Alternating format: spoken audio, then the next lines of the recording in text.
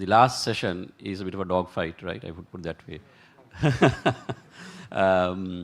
You have, yes, and such candidates can answer this question in 3 minutes. So, Shehan, my first give the opportunity to you to raise a question based on the presentation made by any of the 3 candidates, the one that you want to select and the question that you want to ask for a clarification from that candidate. Okay, let me ask Dr. Harshana one question. Now, in your policy document, it's clearly said that the DSA is going to be renegotiated. So, in our experience, and we have implemented a successful IMF program, and now it's a time the program is bearing fruit. I wonder how we are going to have this DSA changed. Because all parameters in this IMF program, the 17th program, is along with this DSA, whether it's debt restructuring or revenue or expenditure, all concerns are revolving around the DSA. So you are the only party I have heard that the DSA is going to be renegotiated. And what confidence do you have the proposed DSA by the NPP will be accepted by the IMF? If not, what is going to happen? So in my opinion, with all the hard work what we have done during the last 2 years, I feel you will have to call for an end of the IMF program and renegotiate a complete program which will take a little over 2 years at least. So can the country survive? And the other point what I want to ask is, you were talking about expected revenues. Now if you see what has happened to Maldives, Maldives have crashed mainly because they were managing the economy with expected revenues. They have not managed the external resources. So I would like to ask how you're going to implement your program and how this program is going to be credible and deliver results. Thank you. Yes. Go ahead. Thank you very much, Honorable Deputy Minister, for the question. I think that the same question Dumin asked a little while ago, which I answered. But for somebody who didn't pay attention, I'll explain once again. So, Of paying attention, I was not clear on that answer. I'm sorry. Sure. I'll provide more clarity on that one in a much simpler language. So, when IMF presented the DSA to the Sri Lankan government, they had a basis of 16 failed implementations in Sri Lanka because they worked with corrupt politicians, public officials who were lip servants appointed by those corrupt politicians into state institutions. So they knew what they were up to. So their DSA is on the premises with rampant corruption in the country. Uncontrollable. So Harshana, that's not the question asked. I think the question is, how are you going to change and what happens in the interim if they refuse? That's the question, if you can answer that. Yes, so that's where I'm coming from. You can just answer that. Yeah. Yes. So that is the basis IMF has given the DSA. Our basis is you address some of these key concerns in the country, which we have already discussed with IMF. And in a new culture, in a new environment, this is how we are going to operate. This is how we are going to generate revenue. This is how we are going to manage expenses. This is where we are going to generate savings. And therefore, accordingly, this leads to this is our basis for our DSA. And IMF said, okay, when we are elected, we'll discuss more to go on those lines and see what are the possibilities and options. Because we clearly indicated it's not a derailment of the program. So within the broad parameters, it is about providing relief to people. Harsha, over to you.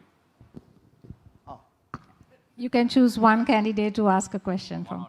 One or two, sorry. Yeah, we have 4 opponents now. So Right. I'll ask Dr. Harshana just one quick question and then I'll ask Shehan something else. What is your policy on the central bank independence given that you voted against?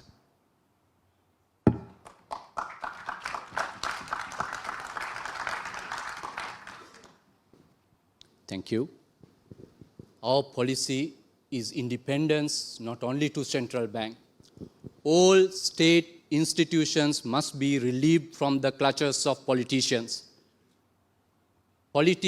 Institutions should not be politicized. But independence should not be limited to name board independence. It is about bringing in people with competency, integrity, ability to withstand political pressure to deliver the mandate of people. So our policy on independence, whether it is to the central bank or to the treasury or to any other state institution, it's about giving the true independence. That's where I said at the beginning in my previous explanation, previous central bank act, what was the provision that prevented the monetary board refusing to print money when the political pressure was applied, if it is the case? Was it because Secretary to the Treasury was a member of the monetary board? Weren't there many other members to override the request from one member in the monetary board? Didn't the chairman of the monetary board had a role to play to make that question? So these are my responses. Sir, my question is, you voted against it, no? So are you going to repeal it? That's the question. I'll answer again.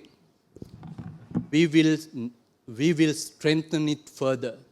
Dr. Harshana, just to add on to that, I'm just curious because you all published your manifesto, and in that there was one line about influencing interest rates. Now, if central bank is independent, what does that have to do with your manifesto and interest rates influencing? So policy of the political party will be delivered through the state institutions. So it's about bringing getting the mandate from people to deliver the policy that we have prepared, and that policy will be implemented through the state institutions. So when you say influencing, it is these policies to be discussed with the state institutions and get them to implement. We'll obviously listen to their feedback. We'll obviously work with experts in the respective areas, and we'll get them delivered. Sir, I still didn't get the answer. Will you repeal the Central Bank Act or not? That's a simple yes or no answer. Dr. Harsha, for you, it may be a simple answer of yes or no. But for 22 million people in this country, it is the calamity politicians have created in the last so many years. So our answer, we will support the independence of central bank. We will support the independence of all other institutions as well. Thank you. And give independence to the Treasury. That is fiscal policy of the government. You can only give independence to the central bank. You can never make the Treasury independent. If you make the Treasury independent, how are you going to run your program? Independence is about taking the politicization out from these institutions. Allow professionals, senior state officials who have the competency and expertise to run these institutions. As I said, people have given the mandate to the government, and the government will discuss this mandate, these details with the state institutions, and it will be implemented through them, but not Thank you. Thank you, politicized. Professor Matthew Bandara for you. Sorry, Mr. Professor Bandara. I'm sorry. I mistook with Rajiv Matthew. I'm sorry about Professor Bandara, yeah. Now, it's unfair, but still I have to ask you. No. You see, the last couple of months, this was a story in all media forms, particularly in social media. That your leader, the Honorable Anurukumar Dissanayake, take it so easy to pay. The governor is 100 billion, right, to be paid? Governor not going to answer any questions. Yeah. That 100 billion. How are we going to deal with? As he said, it is easy. Thank you. So obviously, the debt, the mountain of debt that you all have created, someone has to take the responsibility of discharging that one. So that is why, if you go through, take some time and read this document, you will find some of the answers, but I'll elaborate. So it's about preventing leakages from the government institutions, generate revenue by, according to the statistics from the banking sector, about 2/3 of the economy functions not in the formal economy. It's about bringing them into the formal economy on a gradual basis over a period of time. Allow them to take part in the tax-paying activities instead of approximately about the 40% who pays tax bears the full brunt of the calamity that we are going through. So gradually bringing in the informal economy into the formal economy, preventing the leakages from the state institutions by eliminating the wasteful expenses of the government. That is where our production economy, we have an ambitious target of 45 billion exports by 2030. So combination of those activities will generate the required revenue and the cash flows. Obviously, we have a lot of plans and products that are mentioned to invite Sri Lankans, overseas, foreign investors to bring in FDI, to welcome FDI without asking commission. So we have a lot of plans on. So Harshan is running short of time. Thank you. Harshan, you have Do I get the a chance? opportunity to ask the last question Thank you. from any other three candidates who are here. Thank you. I'll ask two questions. One goes to the opposition member of parliament. You were saying that opposition in 2020 was saying go to IMF, go to IMF, go to IMF. But when you were in government, didn't you have the analysis to show that we are sitting on an unsustainable mountain of debt few months before, maybe a year before? When you borrowed, two questions, when the government borrowed heavily, the unprecedented amount of borrowings that you all did showed the debt is unsustainable, the money that you are taking is merely adequate to repay interest. So wasn't there any contingency plan to reach out to IMF at that time? Why somebody would wait until just the day government changes and shouting at the highest voice in the parliament, I told you to go to IMF? That's my first question. Sir, by the way, I have a name. My name is Harsha. First thing is,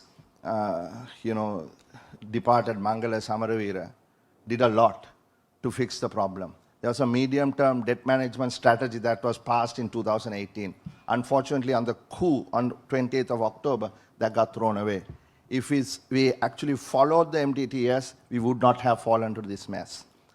Even on the second week of November, IMF did a study and said the debt was still sustainable. Unfortunately, Mr. Gotabaya Rajapaksa's advisors got him to change the taxes, and then we saw what happened. But prior to that, Mr. Indrajit Kumaraswamy, Dr. Kumaraswamy, was a very respectable, responsible man. When he came to office, or when he took over, when 2015 happened, there was a total of, if I remember right, $8.2 billion in foreign reserves. Of that $8.2 billion, $3.5 billion consisted of hot money. Consisted of hot money that was foreigners brought in dollars, converted to rupees, invested in treasury bills. They could take it back anytime. Another 2.5 odd billion were short-term swaps. So these were short-term money that needed to have been made longer term. So one of the reasons why those international sovereign bonds were brought in at that time was to sustain the reserves that we had.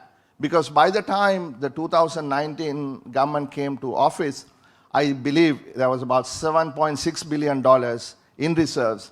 And in that $7.6 billion, short-term swaps and hot money accounted for less than $600 million. And also note that Verite Research had done some work that the money that was borrowed between 2015 and 2019, 89.8% of that money was to pay interest on borrowings prior to 2015. And also note, in the year 2019, there was about $5 billion that needed to have been repaid. And in that $5 billion was 5 or 7 billion in ISB payments also. And also note, I asked Dr. Kumaraswamy, Indrajit, why are you trying to borrow another $2.8 billion? He told me, Harsha, this is an election year. You don't know what will happen. Remember last time what happened in 2018? Right? We were in an IMF program. So, Harshana, we were in an IMF program, right? The Gotabaya Rajapaksa government threw it away, not us. And then he said, October 2018 was a problem because money flew out, Asha, I think we got downgraded, and we couldn't pay the 500 million in January of 2019. I myself, with Mangal and Indrajit, met the head of the IMF. In her room, we explained what had happened, and we adjusted the program slightly so that we could deal with this issue. So we knew the problem was there. It was not a problem created overnight.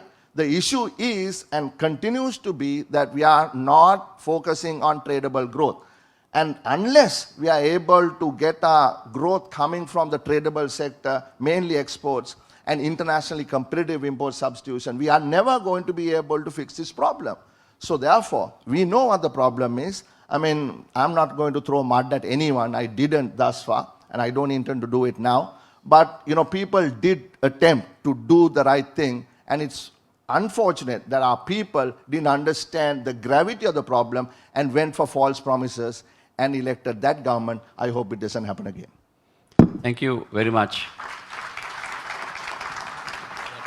Two questions. You said I had the Okay, one first more two questions. The second question once again to The last question, Harsh. last question. Yes, please. Can we know the handout package that opposition leader is mentioning several relief programs suggesting reducing the fertilizer prices once again to it's about 3,000 rupees plus or minus if you look at the current market prices. If you look at the 1.3 million hectares only on paddy, ignoring the fruits and veggies, etc. And 20,000 rupees per family. The bailout package that looking for, we have about 2.5 million families who would have been expecting that, and a minimum 57,500 government salary indicated, and reducing the pay from up to 1% to from 1% to 24%. The number, what is the expected loss of or the amount that required to finance this? The number. Thank you. Right. There is no, you can't buy fertilizer for $3,000 a bag. Why don't you The go? reduction from the current market price of 8,000 rupees Yes, so plus no or problem. minus, So what promise we for gi- 5,000, what- reduction is 3. What we have is about 12 bags per year for 2 hectares. $120,000 is what they get. Right? That's a current subsidy. Right? Which means the current cost. The current subsidy, therefore, is 60,000 rupees. Right? You need 12 bags for two seasons for 2 hectares. You work out the number, it's marginal difference when you give it at 5,000 rupees, because currently the selling price is between 8,000 and 10,000. On the Aswasuma, we have said that we are going to increase from 5,000 to 10,000 for 960,000 people, and then from 8,500 to 10,000 for 960,000 people, and the 15,000 that you give currently for 408,000 people will remain. Right? There is going to be a cost, and I'll tell you what it is, and also the differently able people, CKDU and others, there is a certain amount. The total program of our expenditure, including cost of living allowance, the salaries, the fertilizer, maternity leave benefits, menstrual equity, fuel subsidies, Aswasuma, all of that will be pretty much under 200 billion rupees. Right? And the 200 billion rupees in revenue, we are going to show you that we can get it from the changes that we talk about in withholding tax, excise tax, casino tax, property tax, sugar sweeteners, BPS, export duties, so on and so forth. We have the numbers. Like I am telling you one more time, right? We are responsible. We are not going to cap the highest marginal tax rate at 24%. I don't know where you got it from, because I explained earlier that it is going to go up to 36%, right? So all what we are doing is to readjust, realign, so that your middle level executive gets a decent amount to take home, so he and she can actually spend on something. Currently they can't. And the last point is, we have been also most responsible because we don't want to take 100,000 people off the tax files. If you increase the threshold from 100,000 to 200,000 people, Mahinda, correct me if I'm wrong, you're going to take out at least 100,000 people. I mean, we want direct taxes. And why am I saying 1%? Tell me, is 1% something that people can't pay? Aren't people willing to pay for their education? Aren't they willing to pay for their security? Aren't they willing to pay for their health care? Aren't they willing to pay for the sewage area? 1%? 1%? Don't tell me people in this country are so selfish, they don't want to contribute. They do. They can pay 1%, 3%, they can pay 6%, 12%. I can also show you the numbers, right? So we are working within a framework that is not going to disturb the revenue. That is why we said we are going to keep to the DSA. We are not going to try and force our alternative DSA on the IMF. They will not take it. You can try. But you didn't tell us what would happen if they refuse. That was really the question. Yeah. Thank you very much. To disturb you there, Daminda, my part of the question is, No, Harshan, I think 24% reduction, Singh which has was to not leave mentioned. for the manifesto launch of his party. So I'm sorry, I can't take any more Because questions. it was on the paper that the party leader has said it's 24%. I He know. said whether we got I know. So party those- leader is saying one thing and Just one minute. Honorable Because you are talking Member is about your referring to something manifesto. Our manifesto blueprint has been in Parliament. We subjected it to debate. It is in the Hansard. Dr. We Godoyeva said that was not signed by party leader. So I don't know which one is the correct version. Anyway, so we'll bring it to a close. I am not like you. I won't be kuhaka, right? What was that- said on open media. Okay. Please, this is not personal. Let's talk policy. I didn't throw mud at you, sir, right? And Not therefore, about mud, it is about facts. Okay. So I lead the SJB's economic team, right? Not anybody else. So listen to me when I say what I say. That is the SJB policy, thank you, Harsha. right? And therefore, ours has been in the public domain since February of 2023. Not today. February of 2023. Thank you very much. Thank you, ladies and gentlemen. A warm round of applause.